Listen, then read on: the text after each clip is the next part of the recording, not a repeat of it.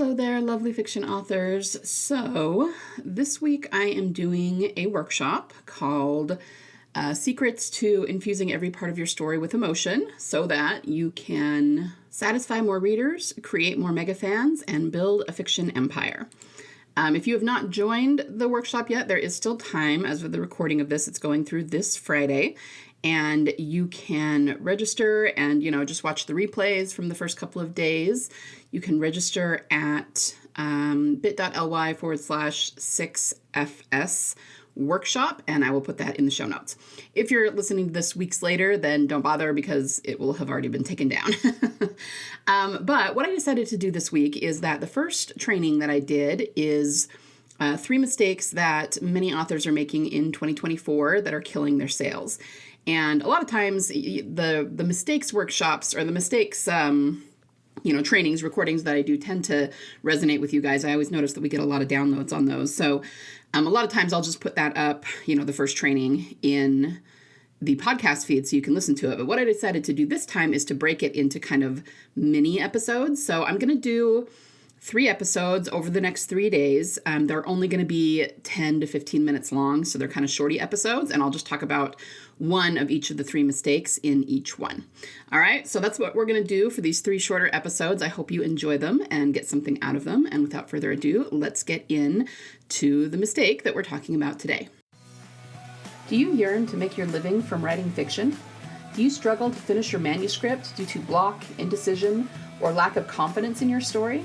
Have you already published books that just aren't getting the sales you'd like? The truth is, the thing that really makes a difference in book sales is not currently being taught in the fiction author space. And it comes from the story level, not the marketing level. Real talk, if you don't get it right at the story level, no amount of awesome marketing is going to make your book a bestseller. Hi, I'm Liesl.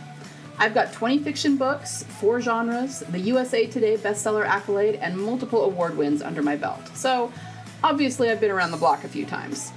I have a lot of readers that follow me from genre to genre, even though conventional wisdom says that's rare. Why?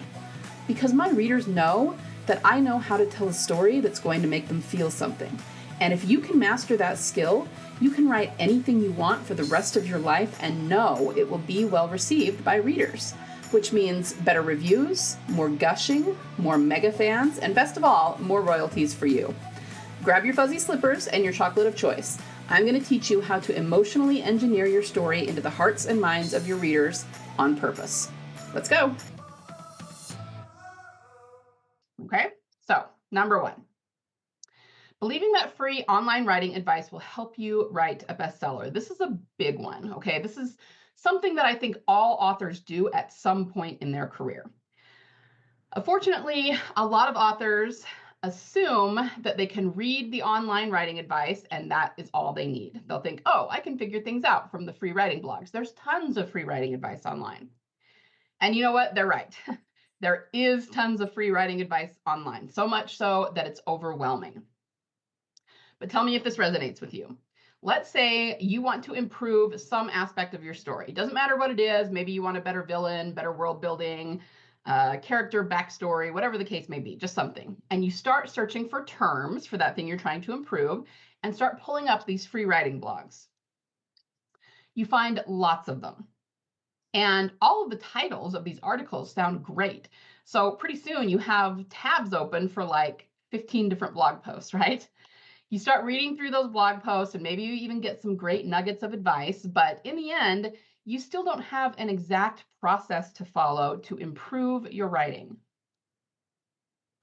And then you find more and more blogs, some even on different writing subjects than you originally searched for, and you're just kind of like, oh, you know what, that sounds great. I need to learn that too.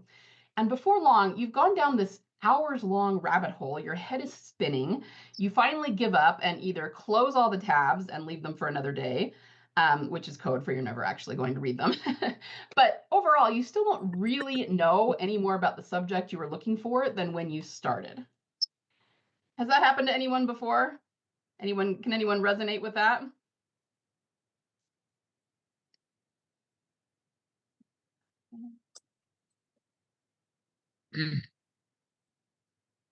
Like I said, most of us do this at some point in our lives. And if you've done it before, don't worry.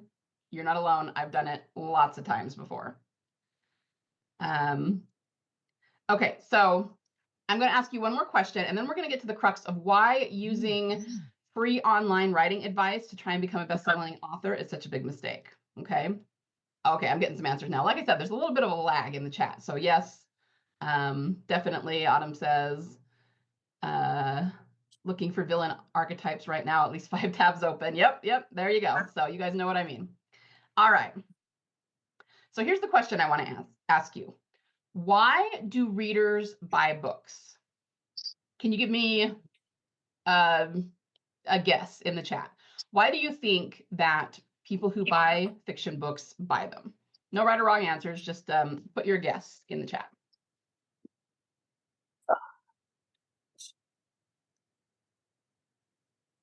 Living vicariously, okay. To escape, yes, definitely. And to feel. Good, Michael. I like that. All right. So most people, most of you, whatever you're thinking or still typing in there, you're probably saying something that falls under one of the 3 E's: enlightenment, entertainment, or escapism. Now, there's also education, but that kind of goes hand in hand with enlightenment. So the 3 are the 4 E's, right?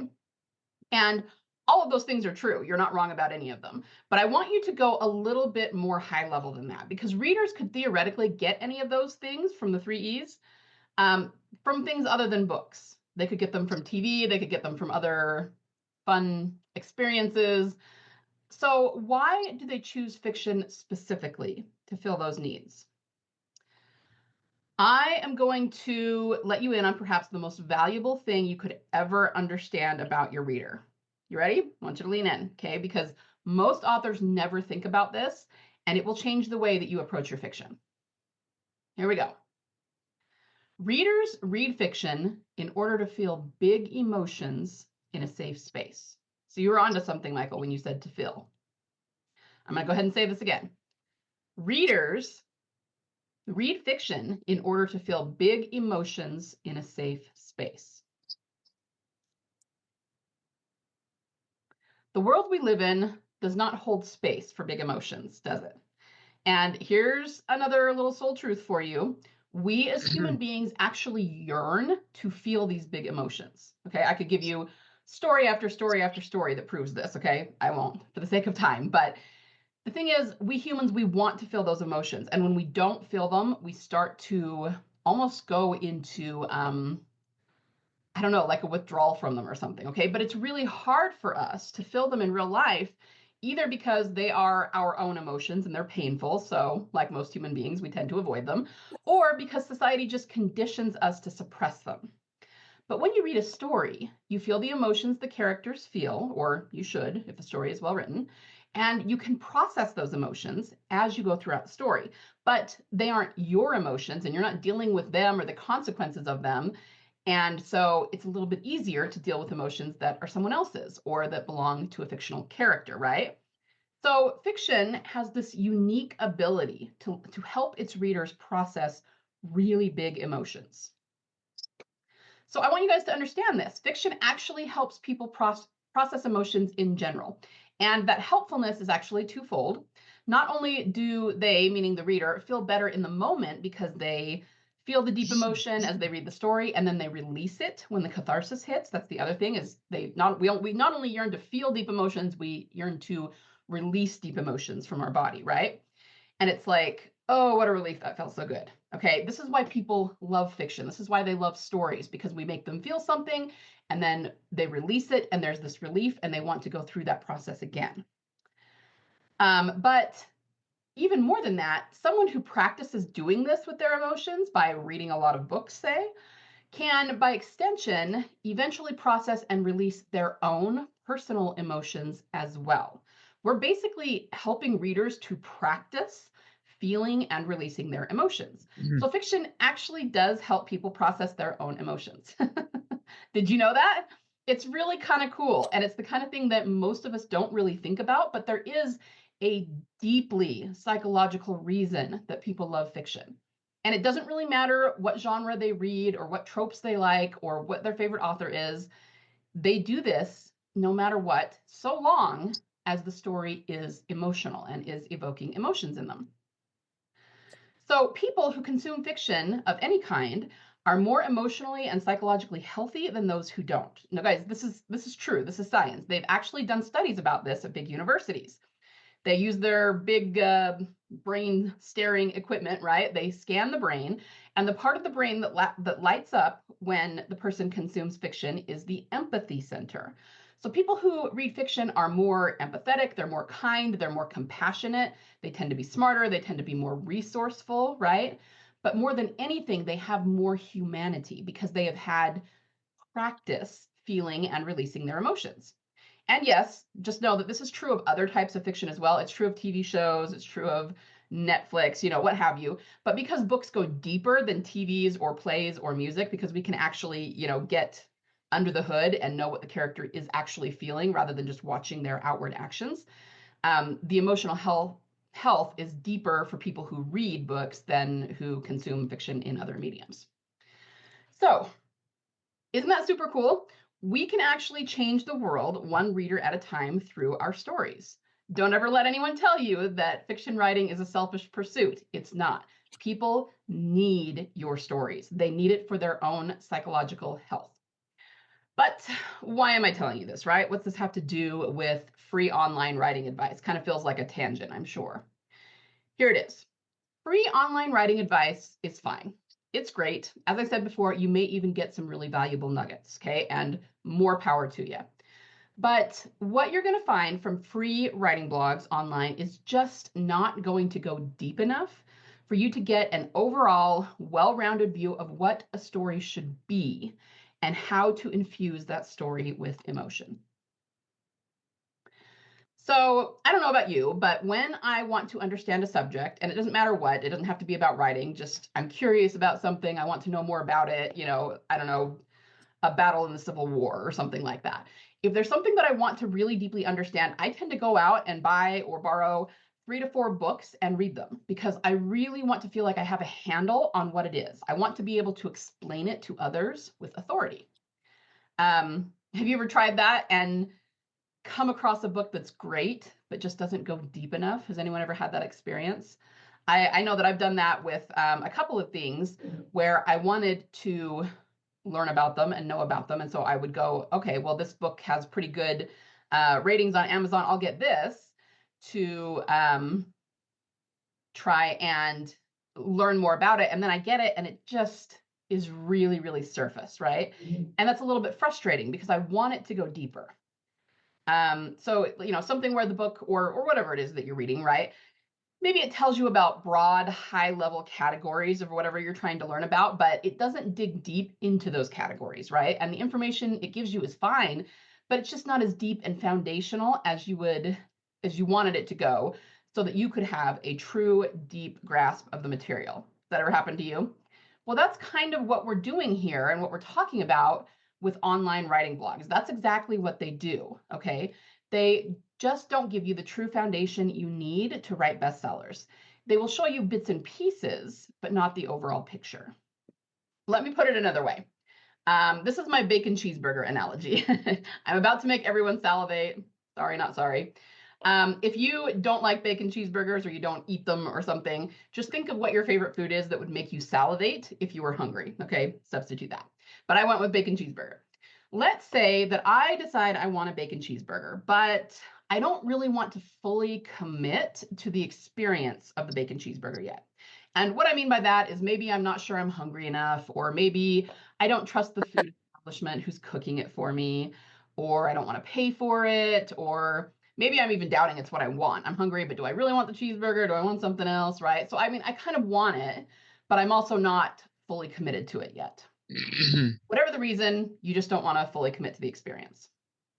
But you still want to have the experience of the bacon cheeseburger, right?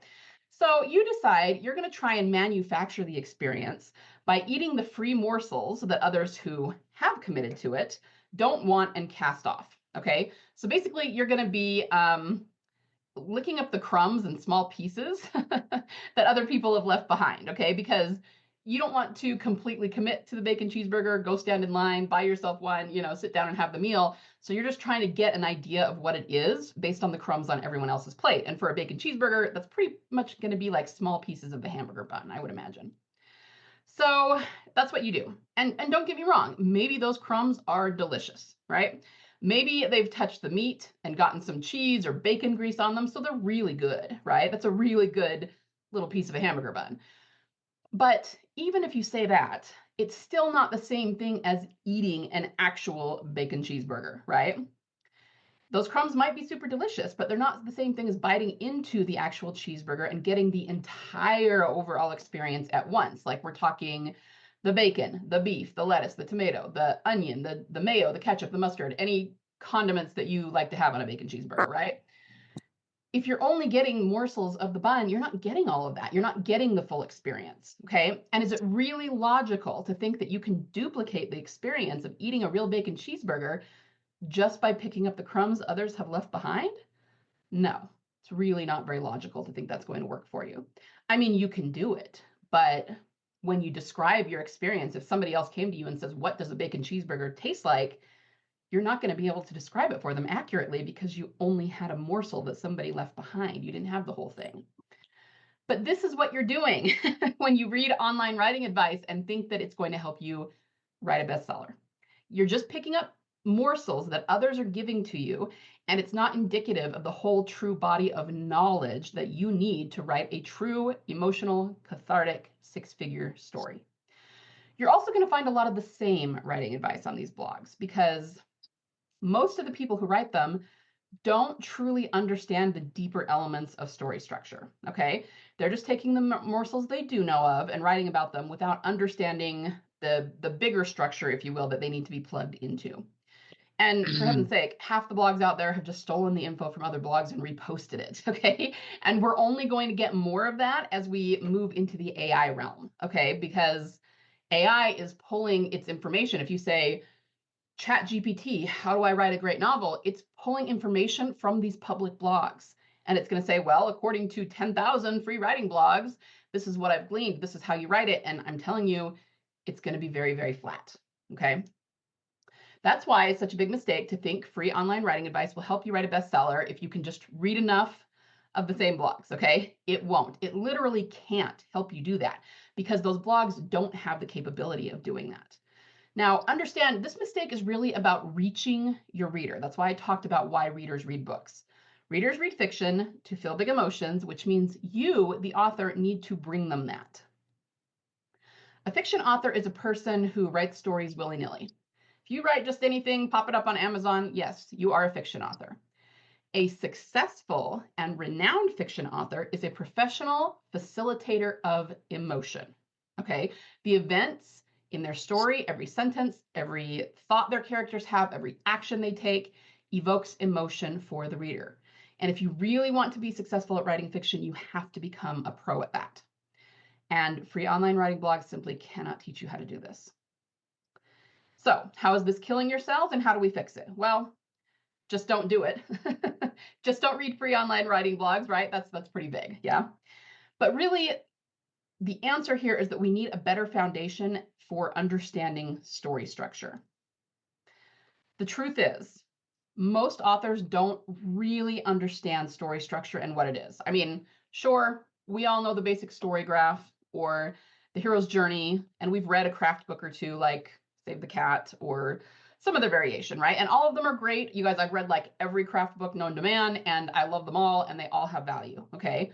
Not bashing them, but each one is still just one part, one glimpse of true story structure. To understand the nature of true story structure, you have to delve into human psychology, okay? The two are not exactly synonymous because not all human psychology is story psychology, and story psychology is only one part of human psychology, but I will say that you cannot have one without the other, okay? We are going to delve much more into this on Wednesday in that presentation, so I'll be able to tell you a lot more about what story structure actually is, and all the stuff that the free online blogs have absolutely no inkling of then, all right? Okay, I hope that that was helpful and that you got something out of that. Once again, if you would still like to join the workshop, you can go to bit.ly/6FS, which I will also put in the show notes. Everyone have a wonderful day and a wonderful week of writing, and I will see you next time. Thanks for listening today. If this episode helped or inspired you in any way, would you do me a solid and leave me a review?